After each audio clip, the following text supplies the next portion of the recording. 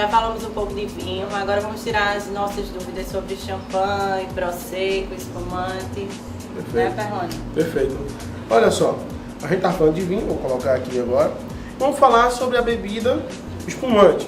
E aí eu vou descrever para vocês o criador da história.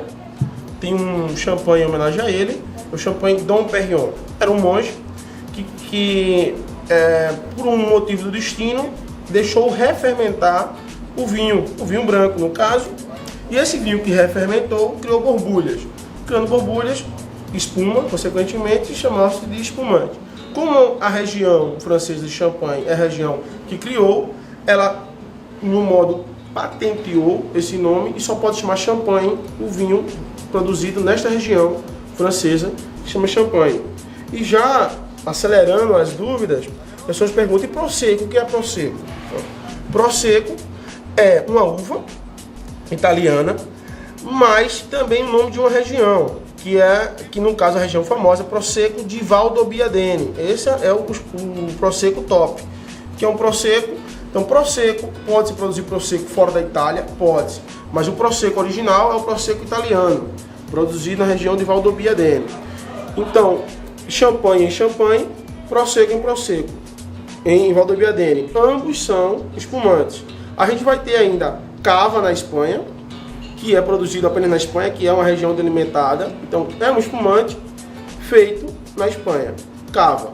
Matamos aí vários. Fora dessas regiões, temos espumantes todo mundo. O Brasil produz muito bem espumante.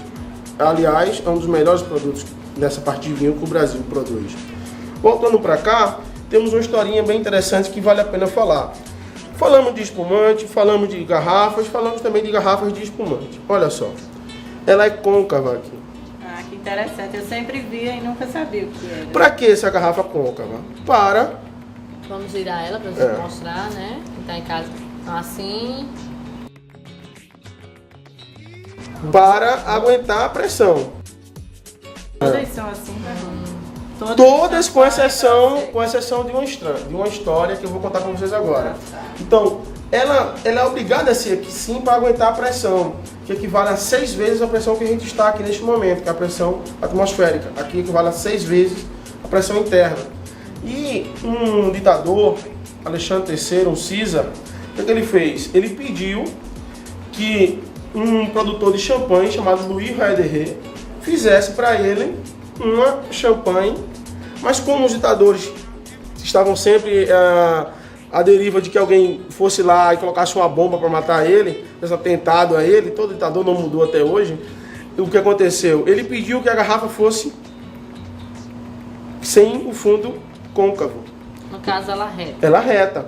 Na época, para poder aguentar a pressão, hoje evoluiu-se o vidro com certeza, mas para poder aguentar a pressão, ela tinha que ser de cristal. Então ele fez especialmente para o César, ele fez especialmente para esse ditador, e aí depois evoluiu-se o vidro, hoje ela é feita em vidro, não mais em cristal, mas com o nome de cristal, feita por Louis Roederer, com toda a história que foi feita por César, e com medo de explosivos embaixo da garrafa, ele fez ela com fundo reto. É uma historinha de champanhe. É uma técnica muito simples, mas que diferencia na hora de abrir. Primeiro, gelar bem o espumante, gelar bem mesmo ele. Eu uso assim, você pode usar na mesa, segurar a parte de cima. Perrone, tem aquelas pessoas que geralmente, quando o champanhe ou o prosecco não estão muito gelados, eles costumam colocar uma pedrinha do gelo.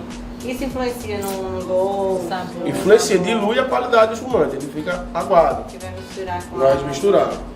Então não é indicado. Não é indicado. Não é bom. Gente, para abrir um espumante, o mais comum que a gente faz é sacudir e estourá-lo. Recomendo isso para festas. Datas comemorativas. Datas comemorativas. Mas aqui a gente vai fazer o seguinte, a gente vai abrir ele. Qual a qualidade do champanhe, do espumante, no modo geral?